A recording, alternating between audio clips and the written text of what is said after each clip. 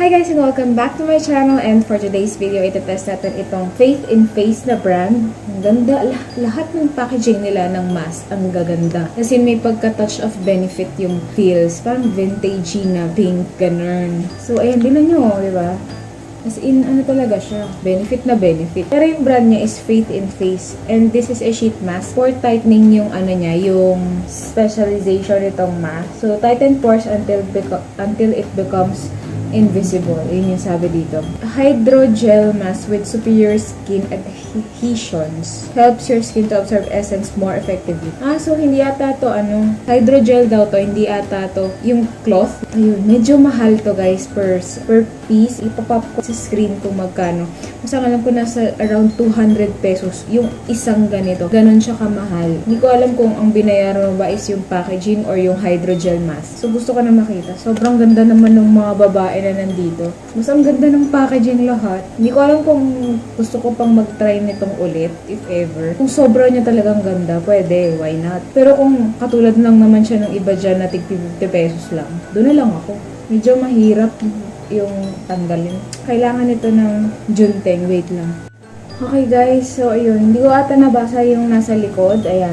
Ang nakalagay kasi dito is hydrogel mask. Hydrogel delivers instant cooling effect, water soluble hydrogel made with perfect oil and moisture balance, provides ideal soothing skin. Checkpoint, your pores will diminish as hydrogel becomes thinner. Wow! Magiging invisible daw guys. Hala! Kaya siya mahal. Gel mask nga siya, hindi siya sheet mask. So, ayan guys, tignan niya na yung pores ko. Tignan niyang maigi. Zoom ko talaga to. 200 pesos to.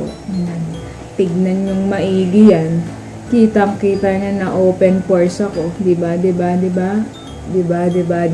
O, yun lang. Nagulat ako. Sheet mask talaga siya. Kaya ang mahal niya. Parang medyo mapapa. Huwag niyong gaganunin na. Ikutin niya lang mismo dito. Ano ba yan? Naglagay pa ng papel. Tumutulo siya. Ay! Magulo ang mga bagay-bagay. Nasayangan ako doon. So, gel siya. Okay, ito yung noo. Gel talaga siya guys, hindi siya. This is not. Masarap hawakan. Ayan, saktong-sakto yung shape ng eyes. Hindi siya, sobra or kulang. Pero yung ilong ko, feeling ko, pang-matamas yata ito. Yung ilong ko, guys. Grabe, nasayangan talaga ako dun sa nahulog. So, meron pang kalahating nasa loob. Pag humihinga ako. Wala siyang masyadong amoy. Hindi naman intense yung amoy. Medyo slippery talaga siya pag hahawakan. Mahirap actually kunin. Nakagamit na ako ng gel mask, pero hydrogel mask. Ng gel mask. Pero yung panglabi lang. Ito yung kalahating part. So, 2 parts siya ha. Ang ganda naman. Alam mo talagang high quality yung binibili mo dito. Social. Grab natin sa leeg. Tapos, the rest ilalagay ko sa katawan ko. Papahid-pahid ko tong mga natira sa plastic. Sayang. 200 pesos, besi. Gawin natin lotion. Sobrang siya. Medyo malagkit sa balat. Yung lapot niya, same siya ng lapot ng Pond's na bagong mask nila. Sayang. Alam ko, hindi lang ako gumagawa nito sa mundo. Bumababa yung yung pang lower part. Kailangan mo siyang iakayat. So, ayun ang sabi. Kapag numinipis na daw yung itong gel mask, ibig sabihin, na-absorb na siya ng face mo. Pero alam ko, 200 pesos talaga. Hindi ko alam kung worth it ba siyang bilhin. Dito naman. So, yan yung nahulog. Instead na naging lotion ko ngayong gabi. Grabe, sakop niya yung buong legs ko. Tie pa lang. Meron pa dun sa dito sa loob. Paano pa pag nasama yung nahulog? Dapat ata dito nakahinga. Nagsisleep pa baba yung lower mask. So, pipis-pisin ko lang to. Sayang yung 200 pesos natin. Ang dami pa. May 3 step pa lang nakalagay dito sa shade. Step 1, sebum control. Step 2, pore care. Dahil may salicylic acid pala to guys. Wait lang, tumutulo na yung lotion. Ay hanggang paa meron. Okay, yan. Ang ganda. Higa muna ako At pupunasan ko muna yung natapon ko. Ang daming natapon sa sahig. Nakakainis. 200. Mga 50 pesos na ata yung nahulog sa sahig. 150 lang yung nagamit ko dun sa mask.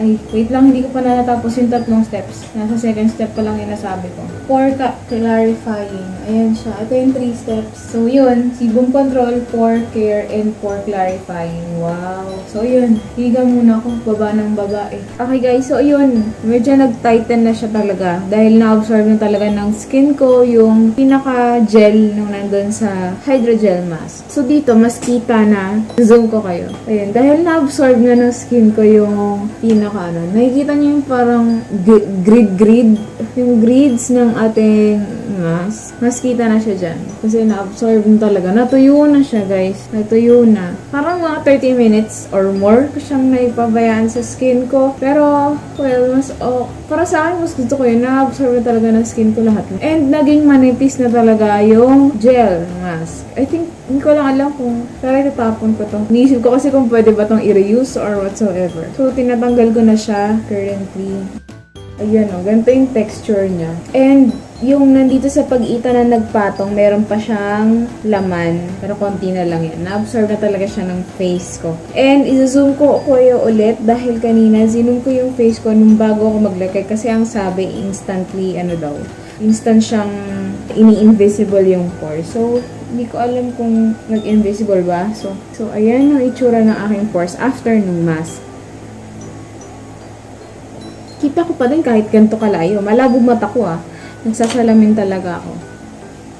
Ayan. Kita ko pa rin. Pero I like na medyo may tightening effect siya. And mas hindi siya malagkit compared kay Pond's na mask. So for me, okay lang naman tong product na to. Pero okay to kung meron kang extra budget kasi itong sheet mask na to, hindi nga pala to sheet mask. Itong hydrogel mask na ito is worth 200 pesos. And I think ma-achieve nyo naman yung gantong moist sa face nang gagamit kayo ng mga 50 pesos na mask dyan. Marami naman tig 50 pesos dyan. May pore tightening effect lang talaga siya na minimal, medyo. Hindi siya katulad nung kapag nag-Aztec mask ka, parang sobrang higpit na ng mukha mo. Ito kasi siguro kaya ganito kasi may moist talaga siyang binibigay. And maganda to sa mga taong acne prone, may problema talaga sa acne. Yon, ganun.